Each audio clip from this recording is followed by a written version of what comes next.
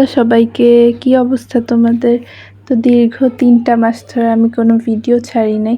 তো অনেকদিন পর ভিডিও করতে এসে আজকে একটা অন্যরকম ফিলিংস হচ্ছে। এর কারণটাও তোমাদের অবশ্যই আমি বলবো যে কেন আমি এতদিন ভিডিও ছাড়ি নাই অ্যান্ড আমার প্রিপারেশন কেমন ছিল আর এক্সাম কেমন গিয়েছে সেটা সম্পর্কেও তোমাদের বলবো। তো আমি কিছুদিন আগে একটা কমিউনিটি পোস্টে বলেছিলাম যে তোমরা কী টাইপসের ভিডিও চাও। তোমরা বলেছো যে তোমরা স্টাডি ভ্লগ টাইপের চাও। তো আমি হলো গিয়ে আমার অর্ধবার্ষিক পরীক্ষা কেমন হয়েছে আর রেজাল্ট কেমন হয়েছে সেটা নিয়ে আমি বলবো, আর বার্ষিকে কীভাবে 100/100 পাওয়া যায় সেটা নিয়েও আমি তোমাদেরকে টিপস দিব। তো এইবারের ম্যাথ এক্সামটা আমার বেশি একটা ভালো যায়নি। আমার প্রিপারেশন মোটামুটি ছিল, কিন্তু সেই অনুযায়ী আমার মার্কস তো কোয়েশ্চেনটা ইজি ছিল, কিন্তু আমার অনেক এক্সাম হলে গিয়ে আমার অনেক প্রেশার ফিল হয়, প্রতিবারই প্রায় এটা হয়। আর শুরুতে যেহেতু আমাদের ম্যাথ এক্সাম থাকে তাই প্রেশারটা আরও বেশি হয়ে যায়। এজন্য আমি সিলি মিস্টেক্স করেছি যেগুলো আমার করা একদমই উচিত হয়নি। যেখানে আমার 90 আপ পাওয়ার কথা সেখানে আমি 81 পেয়েছি। সো এটা আমার জন্য একটু দুঃখজনক। তোমরা কোনটা অ্যান্সার করবা ওইটা সিলেকশনের ক্ষেত্রে কোনো ভুল করা যাবে না, যেমন আমি করেছিলাম। কোয়েশ্চেন পাটিগণিত থেকে যেটা এসেছিলো ওইটা অনেক ইজি ছিল, ওইটা দিলে আমি 10/10 পেতাম, কিন্তু আমি বীজগণিতে একটু ওভার কনফিডেন্ট ছিলাম, এজন্য আমি বীজগণিত থেকে অ্যান্সার করি যেখানে আমার 4 মার্কস কাটা চলে যায়। এজন্য তোমাদেরকে আমি আগে থেকেই সতর্ক করে দিচ্ছি যাতে তোমরা এইসব মিস্টেক্স না করো। আর কোয়েশ্চেনটা পাওয়ার সাথে সাথেই তোমরা কোয়েশ্চেনটা প্রায় 5 মিনিট ধরে একটু স্কিমিং করবা যাতে বুঝতে পারো তুমি কোনটা থেকে অ্যান্সার করবা, আর যেই কোয়েশ্চেন অ্যান্সার করবে ওটা ভালোভাবে পড়বা। কারণ একবার তুমি স্টার্ট করলে ওইটা যদি ভুল হয়, বিশেষ করে ম্যাথ এক্সামে, দেন তোমার নতুন আরেকটা করতে অনেক টাইম লাগবে আর তোমার প্রেশারটা আরও বেশি হয়ে যাবে, জন্য তুমি নতুন একটা ম্যাথ শেষ করতে পারবা না, অর্থাৎ ভুল হওয়ার সম্ভাবনাটাই বেশি।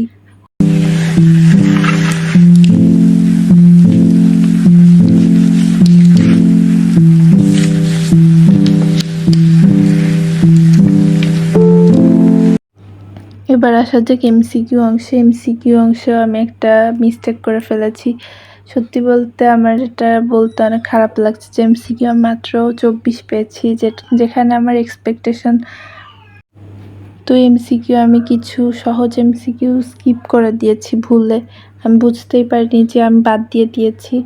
আর কিছু সহজ এমসিকিউ আমি টাইম ম্যানেজমেন্টের জন্য ঠিক করে অ্যান্সার করতে পারিনি, অর্থাৎ বহুপদী যেগুলো থাকে ওইগুলাই আমি বেশি টাইম দিয়ে দিয়েছি, যেটা কিনা লাস্টের দিকে করলে আমার বেশ ভালো হতো।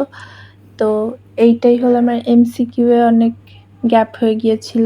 এছাড়া আমি জ্যামিতি পার্টটা ঠিকমতো রিডিং পড়ি নাই বই থেকে, এজন্য ওইখান থেকে যে 2টা এমসিকিউ আসছিল ওইটাও আমি ঠিকমতো অ্যান্সার করতে পারিনি।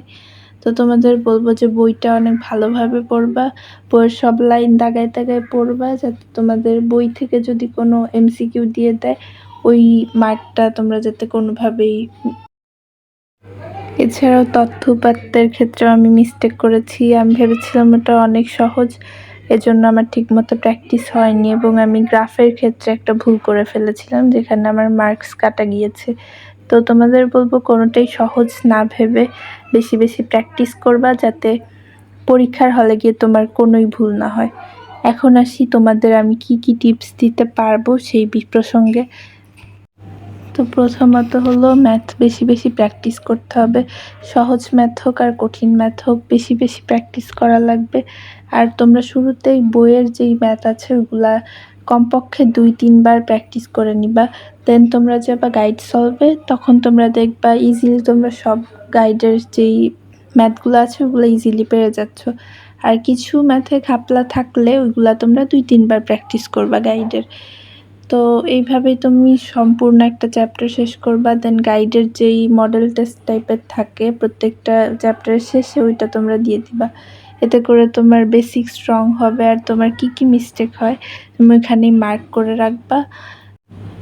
আর আরেকটা কথা হলো নোটস নিয়ে, যে তোমরা প্রত্যেকটা চ্যাপ্টারের নোটস বানাবা।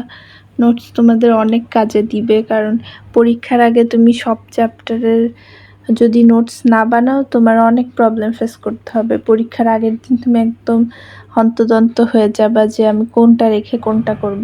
তাই নোটসের উপর আর নিজের করা নোটস দেখলে তোমার সব ম্যাথই মনে পড়ে যাবে, অ্যান্ড দেন ওইটা তুমি জাস্ট পরীক্ষার আগে একবার দেখলেই তোমার সব মনে পড়ে যাবে। এরপরে আসি ডাউট সলভের ক্ষেত্রে।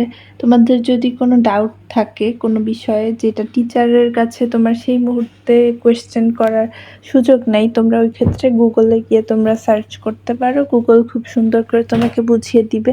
এক্ষেত্রে আমি গুগল এআইকেই সাজেস্ট করব, কারণ চ্যাটজিপিটি খুব ভালো উত্তর দিতে পারবে না পড়ালেখার ক্ষেত্রে। তো তোমাদের ডাউট থাকলে খুব সহজেই সলভ করতে পারবে। এরপর আসি এক্সামের ক্ষেত্রে। আমি চর্চা অ্যাপের অনেক এক্সাম দিয়ে থাকি, যেখানে তুমি যদি ১০০-তে ৯৯ মানে ৯৫+ পেতে চাও, এরকম মার্কস পেতে হলে তোমার বইয়ের সব কিছু খুঁটিনাটি পড়তে হবে।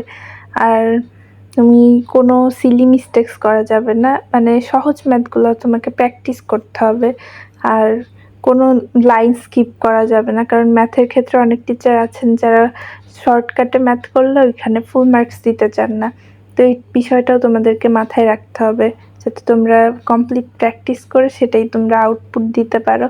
আর অনেকে আছে সারা বছর ম্যাথ করে বা সব সাবজেক্ট পড়ার পরেও রেজাল্ট ভালো করতে পারে না। এক্ষেত্রে তোমাদের সেই বিষয়টাও খেয়াল রাখতে হবে, আর টাইম ম্যানেজমেন্টের ক্ষেত্রে জোর দিতে হবে।